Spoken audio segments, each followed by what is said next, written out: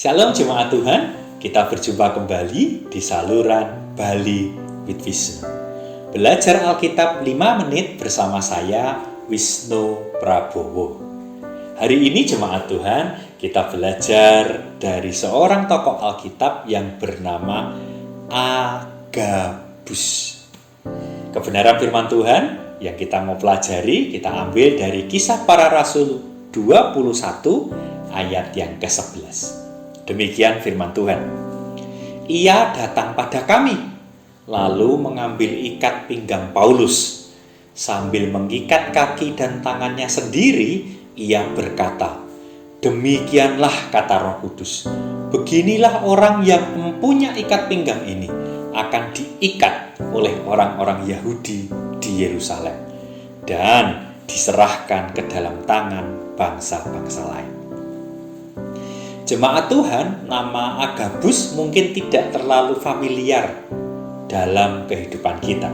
Tetapi kita bisa belajar tentang Agabus ini di Kisah Para Rasul pasal yang ke-11, ayat yang ke-25 sampai dengan 30, dan juga pasal yang ke-21, ayat 10 sampai dengan yang ke-17.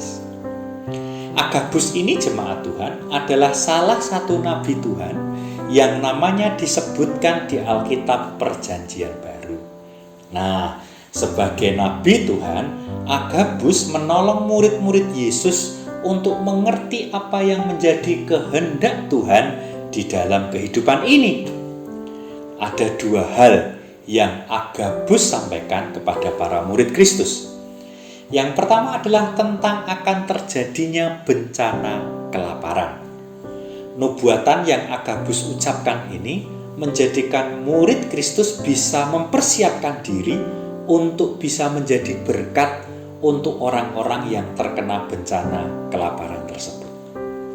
Nah, yang kedua, Agabus menubuatkan tentang penderitaan yang akan dialami oleh Rasul Paulus.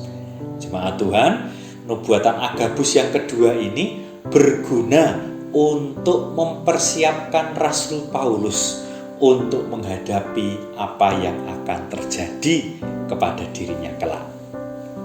Jemaat Tuhan, kita bisa belajar dari kehidupan Agabus ini.